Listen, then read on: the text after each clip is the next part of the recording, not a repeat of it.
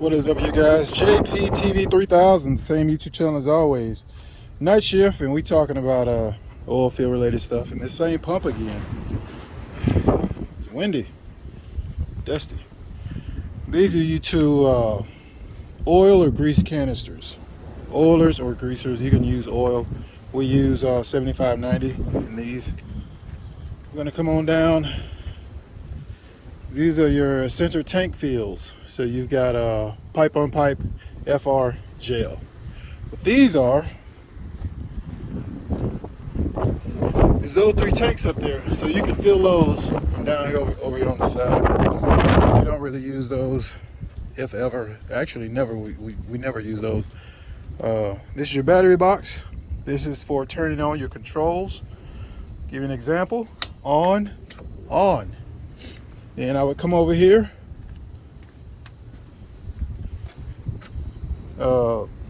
enable, and then you let your stairs up or down, and you got your hydraulic cylinders right here to let this up and down. This is heavy. This is really, really heavy. If this wasn't working, you'd have to use a come along to put this on there and chain it. This step system is heavy. Anyway, enable up, down, and that's how you operate that. We're going to talk about these gauges here, but first, always make sure you turn your battery boxes off when this is not in use. Otherwise, you will run these batteries down. Some things to know. There is a summer and winter operation when it comes to the heater and the air conditioning. So, right, left, this is directions for when you want to run your air conditioner. Like this way when it's winter time. So when December, January gets here, this is going to be this way. It gives you the most heat. There's an air line in here. I don't know if you can see that. Let's see. There it is right there. It's your air line, auxiliary air line, to allow you to pressurize this system with air, or when this when the air regulators were working fine, allows you to air up something or use your air hose. A note for if you're going to be operating anything like this, wintertime, these are known to freeze up. Actually, I take that back. I'll show you exactly what freezes up. Hold on a minute. I'll show you exactly what freezes up and what the problem is. And you'll end up using the tractor. You'll just unhook this, hook up your glide hand, and you'll use the tractor and then run the tractor for your air for the pump. This is the problem. These two should be somewhere where it's warm at, but it's at the lowest possible location, so the pop-offs will work fine, and then they'll start to freeze up, and then you can't build air anymore. Always make sure that you clean these radiators out. See all that dirt in those radiators? You want to clean and spray these out. I think once a year we take the radiators completely out, and we acid wash them. These are your racks for your iron. Make sure you put your iron in from the bottom and then work your way up, because if you try and just mix match it in here, you're gonna come up with a problem where everything ain't gonna fit. So if you notice, there's a space right here, because there's a space somewhere back there. Racks for your hoses and more iron. Make sure you have some kind of locking or holding system. The other guys put a zip tie in here. Personally, I would have just used a cotter pin, but it probably fell on the ground at the last pad and they just didn't get another one. Anyway, that's what I was talking about when it comes to the air system. That right there. It freezing up and then they're not working. This is a twin system. You got redundancy here. Make sure these caps are always on in case you have a new guy up there. He opens up the wrong valve and everything. And those tubs are huge. They hold 20 barrels apiece. All that stuff will come right onto the ground because he'll never know it. Because your controls are that way, the tub is this way. These are very important. Lube, oil pressure, pressurizer, low pump. I want to talk about two things here. Your your load pump charge pressure and your charge pressurizer. If you're catching air, you're going to see these two right here jumping. It'll just be jumping like that, or it'll be same thing with this one. If you're catching air, it'll do that, or it'll just sit there and do that. It should be still, or just kind of moving a little bit. You got an air pressure on this side, air gauge on this side, air gauge on the other side. You see this duct tape? These hoses were chafing, so to keep these hoses from doing that, see that? That's what you don't want. Look at that, right there. That is what you do not want. Do not want that kind of stuff, because hey, who would have saw that? Who would have seen that? Now that I'm here, I want to look to see if there's anything else chafing. That's not chafing. I'm gonna put some duct tape on that, because look how deep that is. Now this is a high pressure hose, but that's beside the point. This right here will take this whole line out. Then we may lose this side and not be able to have a hydraulics running over here on this side. So I want to see where that's going. Where is that going?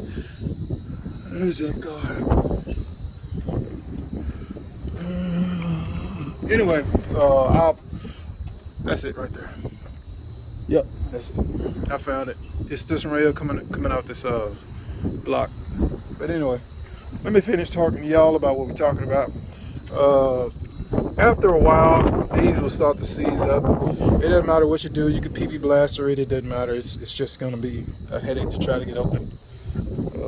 Racks for your hoses. It only holds 2 hoses at a time. So you have to kind of think which hoses you're going to put in there, because we got some longer hoses that don't fit in here. This is your passenger side, identical to your driver's side. They welded this thread on here, just an extra place to put iron. What they should have done is they should have put 3. They should have put 1, 2, 3, and extra iron. You could have put it back here. Same thing on this other side. They should have put 1, 2, 3, so you got extra places to hold iron. I think that right there needs to be replaced. Oh,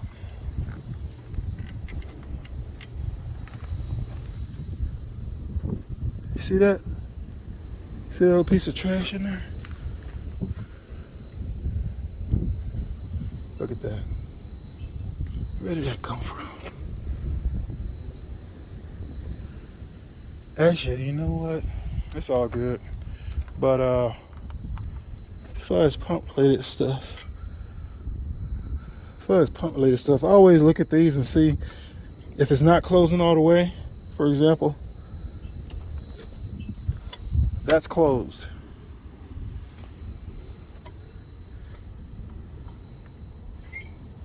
That right there is open. Anyway.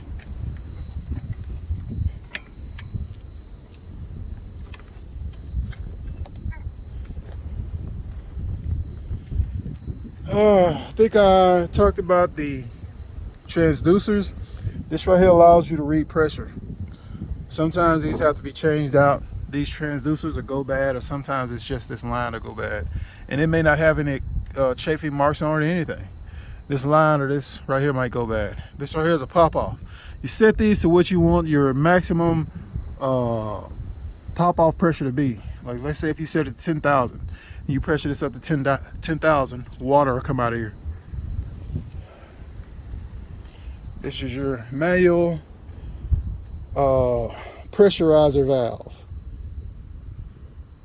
or suction valve. You got one here, you got one there. Everything with this pump and most oh man, come on.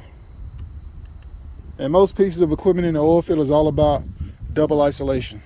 See? Double isolation. 1, 2. Double isolation. 1, 2.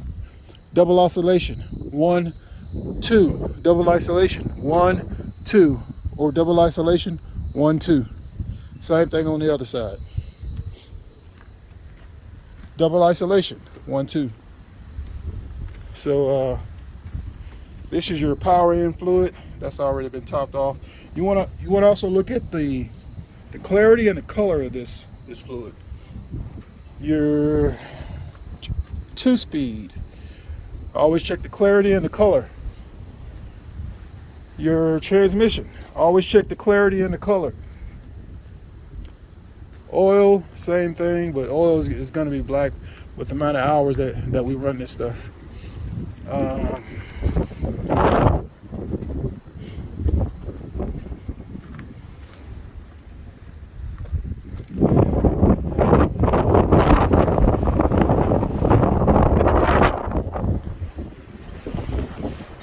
think I talked about those tanks up there.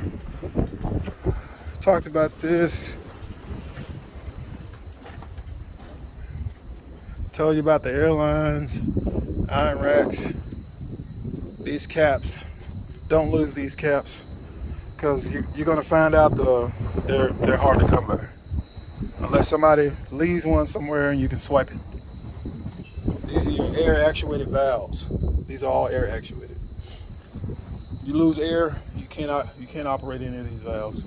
The other side, this is a manual valve. Your grease zerks on this side are right here. These are so you can grease this. That's what these three are, with the color zip ties to match the color that once was. There it is, the color down here.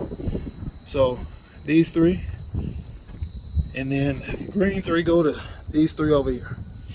And you want to grease what's spinning. If it's not spinning, don't grease it. If it's not spinning, don't grease it. Yeah.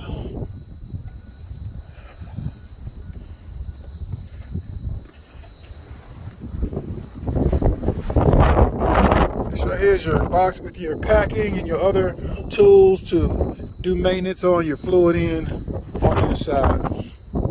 I try to always keep a valve bar and a hammer, but that's just my I don't know what that is, because it's flat versus if it was curved. I don't know. Well, if they didn't have a witch's hat in here, there's probably all kinds of trash in there. That's what I was looking at earlier.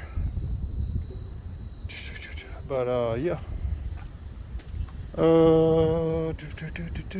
That's about it. See you guys later. JPTV 3000. You know who it is.